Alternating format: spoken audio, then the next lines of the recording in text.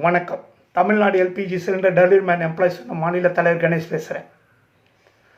ஐயா, திருச்சியில் உள்ள இந்தியன் ஆயில் கார்பரேஷன் நேரடி அதிகாரி ரேசல் பிரியங்கா வாடிக்கையாளரிடம் ஆய்வு செய்ய சென்றப்ப டிப்ஸு கொடுக்காதீங்கன்னு சொல்கிறீங்க. ரைட்டு, எவ்வளோ சம்பளம் தரீங்க?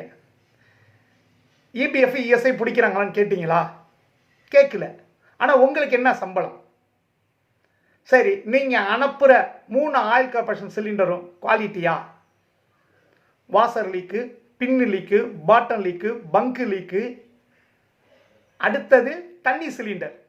ஆனால் நாங்கள் நினச்சோம்னா ஆயில் நிறுவன அதிகாரி மீது வாடிக்கையாளரிடம் ஒவ்வொரு பேராகிராஃப்லையும் கையெழுத்து வாங்கினோம்னா நாங்கள் கண்டிப்பாக உங்களை சந்தி சிரிக்க வச்சுருவோம். ஆயில் நிறுவன அதிகாரி பேச்சுவார்த்தைக்கு நான் அழைச்சேன்.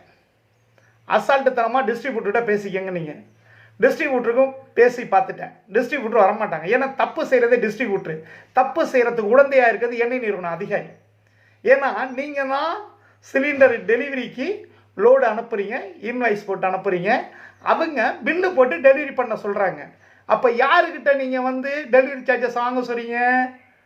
டிஸ்ட்ரிபியூட்ரு அந்த 72 ரூபா 10ல் நாங்கள் எங்களுக்கு இன்னும் கமிஷன் உயர்த்தி தரணும், அதனால சிலிண்டர் டெலிவரி பண்ணுறவங்களுக்கு சம்பளம் தர மாட்டேன்னு தமிழ்நாட்டில் 99% டிஸ்ட்ரிபியூட்டருங்க சம்பளம் தரதில்லை. இதை லோகரங்கங்கிற ஒரு கேஸு போட்டார். ஆனால் அந்த கேஸு கொரோனா காலனால நின்று போச்சு.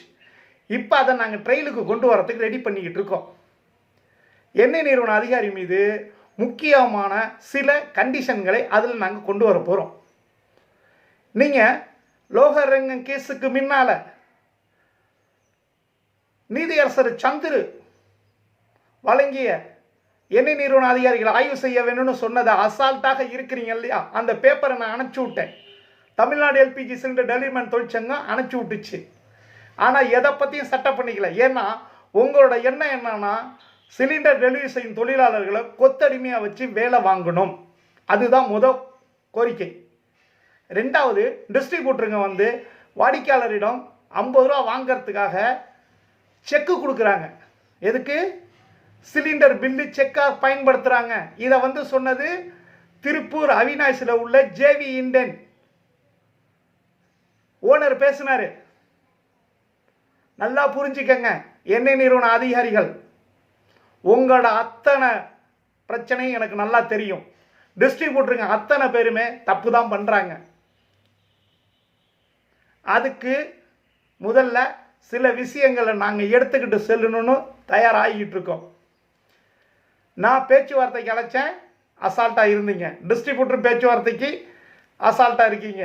ஆனால் இது எங்கே போய் நிற்குங்கிறது உங்களுக்கும் தெரியாது, எனக்கும் தெரியாது. அப்புறம் அது வேற மாதிரி நடவடிக்கை தொழிற்சங்கம் எடுக்கிற நம்பிக்கை வந்துடும். இதுவரையிலையும் 2014 2024 வரலையும் தாழ்மையுடன் அத்தனை அதிகாரிகளுக்கும் பார்லிமெண்ட்டுக்கும் நான் தபால் அனுப்பிச்சு இதுவரை இந்த தொழிற்சங்கத்தின் லெட்டர்பேடு மீது அதிகாரப்பூர்வமான அறிவிப்பு வராத காரணத்தால் நான் என்ன செய்யணும்? நான் ஒரு முடிவு எடுக்கணும்.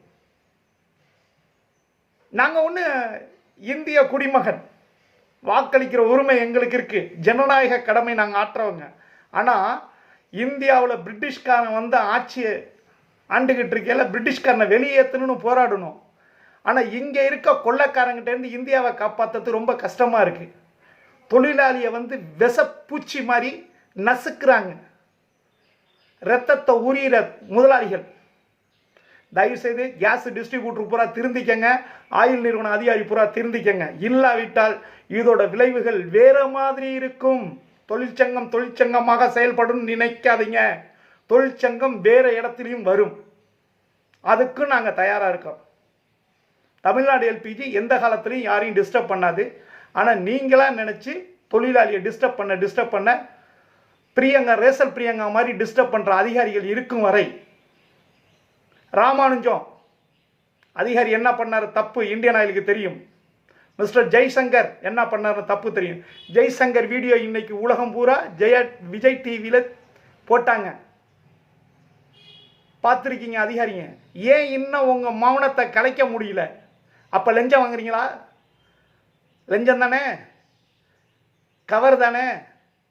அப்போ இதோட விளைவுகள் எங்கே நிற்கும்? கண்டிப்பாக உங்கள் அலுவலகத்தில் வந்து நிற்கும். அடுத்தது டிஸ்ட்ரிபியூட்டர்களுக்கும் எச்சரிக்கிறேன். எந்த நேரத்தில் எப்படி வேணாலும் தொழிற்சங்கம் இறங்கும். முதலாளிகள் தயவுசெய்து வருத்தப்படாதீங்க. தொழிலாளிக்கு உரிய மரியாதையை கொடுங்க, உரிய சம்பளத்தை கொடுங்க, இபிஎஃப்இஎஸ்ஐ பிடிங்க. அவங்களும் மனிதர்கள். தாழ்மையுடன் கேட்டாலாம் வேலை முடிஞ்சு போச்சு. ஏன்னா உங்களுக்கு தாழ்மைங்கிற அர்த்தமே கிடையாது. இன்னும் வேறு மாதிரி கூட பேசலாம், தப்பு இல்லை. அதனால் எந்த விளைவுகள் வந்தாலும் நான் சந்திக்க தயாராக இருக்கேன். ஆனால் கண்டிப்பாக சொல்கிறேன், தயவுசெய்து எல்லோரும் திருந்திக்கிறது நல்லது. நன்றி, வணக்கம். Tamil Nadu LPG CDMU state president Ganesh. நன்றி.